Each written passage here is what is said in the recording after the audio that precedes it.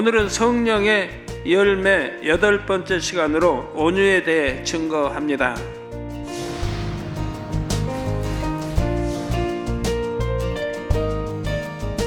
사전에는 온유가 성격이 온화하고 부드러움이라고 나옵니다. 온화하고 부드러운 사람을 온유라고 하지요. 그런데 영적인 온유, 성경이 말하는 영적인 온유함은 단순히 부드럽고 온화한 것이 아닙니다. 지혜가 있고 옳고 그름을 분별할 수 있지만 악한 감정이 없으므로 모두를 이해하고 품어줄 수 있는 부드러운 마음이지요. 곧 온화하고 부드러운 성품에 덕이 겸해져 있는 것이 영적인 온유입니다. 덕이 겸해져 있는 것. 덕이 있으면 항상 유순하기만 한 것이 아니라 반듯하게 치리해야 할 때는 이음을 가지고 치리할 수가 있습니다. 온유한 사람의 마음은 솜털같이 포근합니다. 푹신한 솜털에 돌을 던지거나 바늘로 찔러도 솜털은 소리 없이 감싸버리죠. 이런 것처럼 상대가 자신을 어떻게 대한다 해도 온유한 사람의 마음에는 걸림이 없습니다. 걸려도 순간에 불과한 거예요. 순간에 불과해요.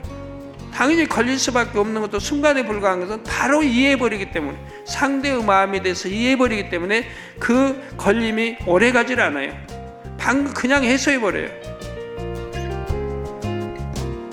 곧 상대로 인해 혈기를 내거나 서운해하거나 불편해하지 않고 상대의 마음을 불편하게 만들지도 않지요. 다른 사람을 판단, 정죄하지 않고 이해하며 감싸줍니다. 판단하고 정죄하면 이해할 수가 없고 감싸줄 수가 없어요. 이런 사람에게서는 편안함을 느낌으로 많은 사람들이 와서 깃들이며 쉼을 얻지요.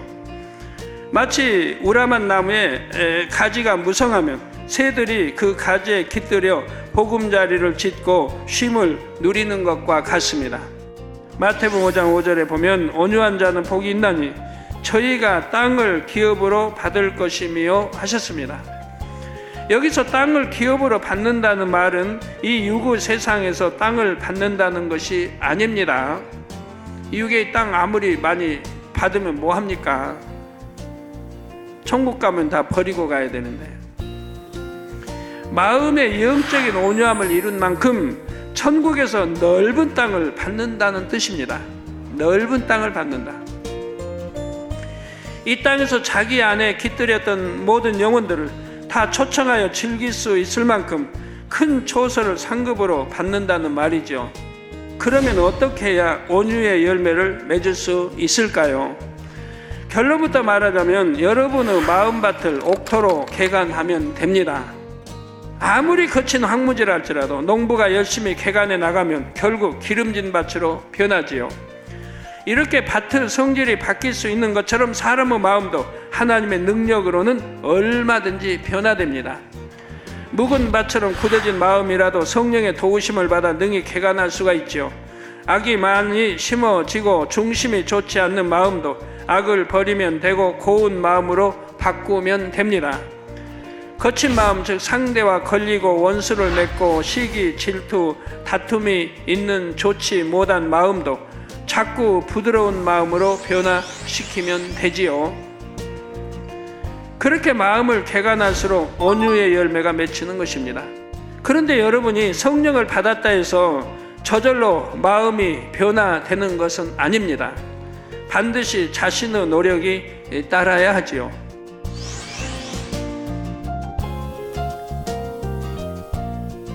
쉬지 않고 불같이 기도하며 범사에 어찌하든 진리로 생각하고 진리로 말하고 진리로 행해 나가려고 애써야 합니다.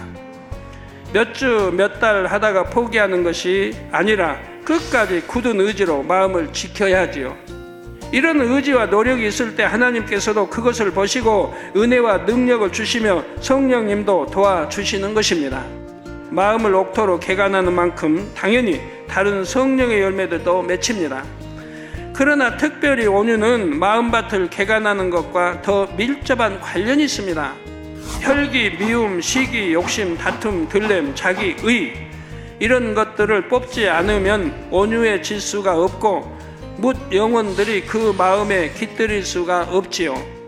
그래서 온유는 다른 성령의 열매들보다도 더욱 성결과 직접적인 관계가 있는 것입니다. 온유함은 부드럽고 유순한 것만이 아니라 덕이 겸해져야 한다 했습니다.